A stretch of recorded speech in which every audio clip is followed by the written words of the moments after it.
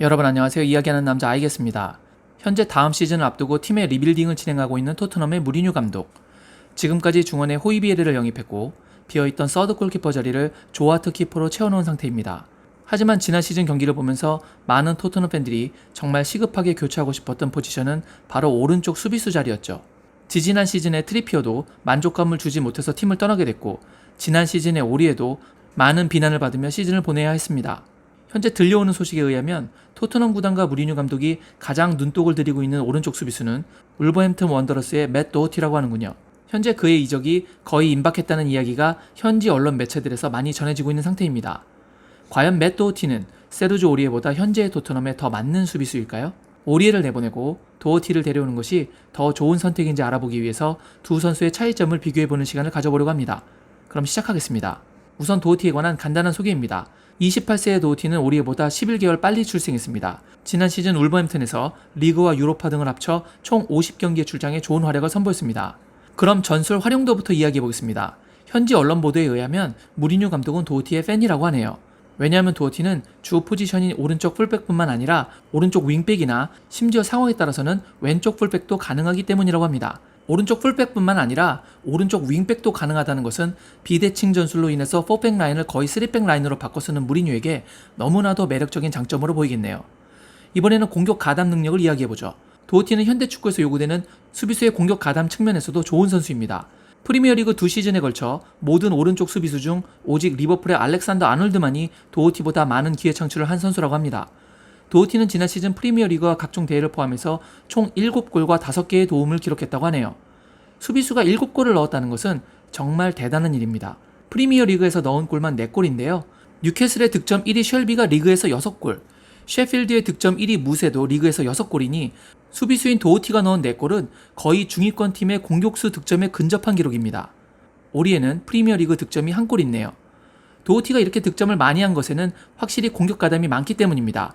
오리에가 리그에서 슈팅 시도를 13번 시도한 반면 도어티는 그 3배 가까운 35회의 슈팅을 시도했습니다. 맨시티의 카일 워커도 14회 시도에 1골, 맨유의 완비사카도 슈팅 7회 시도에 무득점인 것을 보면 도어티의 35회 시도의 4골은 상당히 공격적인 수비수인 셈이죠. 최근 중요시되고 있는 생활 습관은 어떨까요? 이 선수의 다른 장점 중 하나가 바로 정신력과 승부욕, 그리고 자기관리로 알려져 있습니다. 프리미어리그에서 이겨낼 수 있도록 몇 년간 식단을 변화시켜서 생활하고 있다고 하네요. 사실 식단 관리 해보신 분들은 아시겠지만 결코 쉬운 일이 아닌데 최상의 몸 상태를 유지하기 위해서 먹는 것까지 관리하는 모습은 정말 좋아 보입니다. 신체 조건은 어떨까요?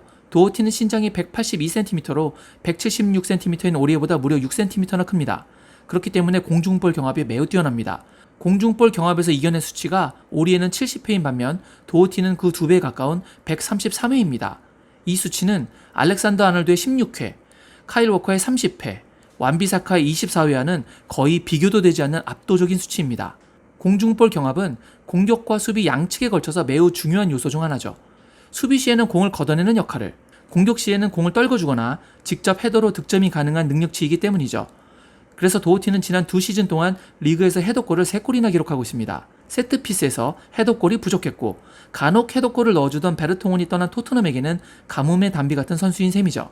스피드를 요구하는 측면 수비수가 피지컬 싸움에서 우위를 점해준다는 것은 꽤 좋은 장점이 아닐 수 없습니다. 플레이 스타일은 어떨까요? 오리에와는 확실히 다른 스타일을 보여주고 있습니다. 오리에는 측면으로 공격 가담 후 주로 크로스를 올려주는 스타일인데 도어티는 크로스보다는 페널티 박스 쪽으로 침투하는 스타일입니다. 그래서 오리에의 크로스는 137회인데 반해 도어티의 크로스는 절반도 안 되는 62회죠. 확실히 오리에가 크로스를 많이 올려주긴 했지만 경기를 보면서 답답했던 부분이 오리에가 올려준 크로스의 질이었는데 도어티는 크로스보다는 침투를 통한 컷백 시도를 좀 더 보여주기도 했습니다. 참고로 알렉산더 아놀드의 크로스 횟수는 382회로 압도적이고 카일 워커는 54회, 완비사카는 103회입니다. 그러니까 도어티는 확실히 크로스를 많이 올리는 타입은 아닌 거죠. 두 선수의 리그 평균 히트맵을 분석해보면 도어티는 오리에에 비해서 확실히 페널티 안쪽에서의 움직임이 더 많습니다. 마지막으로 수비적인 측면을 비교해보겠습니다. 수비를 확인하는 여러 기록 중 결정적인 실수를 의미하는 페널티 유발 횟수를 보겠습니다.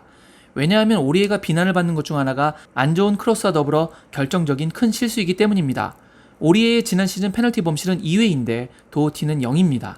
그러니까 승부를 결정지을 만한 큰 실수를 상대적으로 덜 했다는 이야기네요.